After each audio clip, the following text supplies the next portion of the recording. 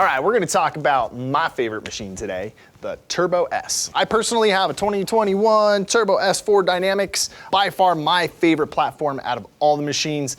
A little bit about Turbo S, it came out in 2018. Polaris originally released their first turbo model in 2016.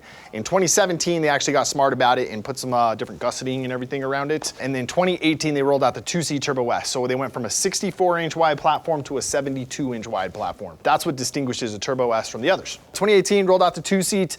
2019, the first 4-seat rolled out. And there's essentially two models. There's the Dynamics and the Velocity. What that correlates to is the shocks themselves. So Dynamics being a Fox shock with live valving, and the Velocity being a Walker Evans platform. So nothing knocking Walker Evans. They've been around the racing game forever. They make a great shock, but just doesn't really compare to that Fox live valve. So the live valve Dynamics being able to control a comfort, sport, and firm modes by a rocker switch inside the cab, and then you can do that on the fly. So very cool. It also, I think the 120 times a second is what it revalves itself at.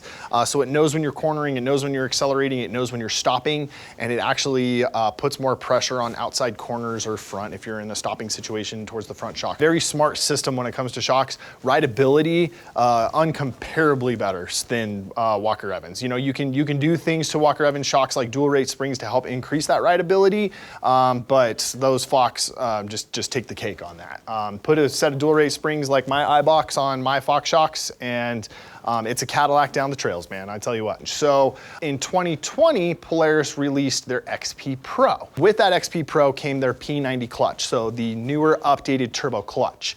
And in 2021, they put that P90 clutch on the Turbo S. So last production year for Turbo S was 2021, so that last year kind of got a going away present with the new updated stuff. But that's what allows me to do my Turbo R gear reduction on mine a little easier. It's not that you can't do it on a 2020 Turbo S. You're just doing things like case halves and input shafts that mine would have came with stock. So it's just a little bit easier.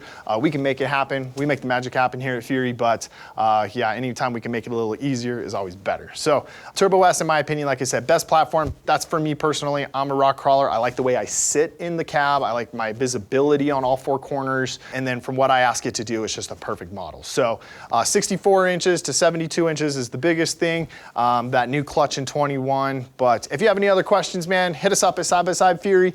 We got all the answers for you. So hope to see you soon. Run.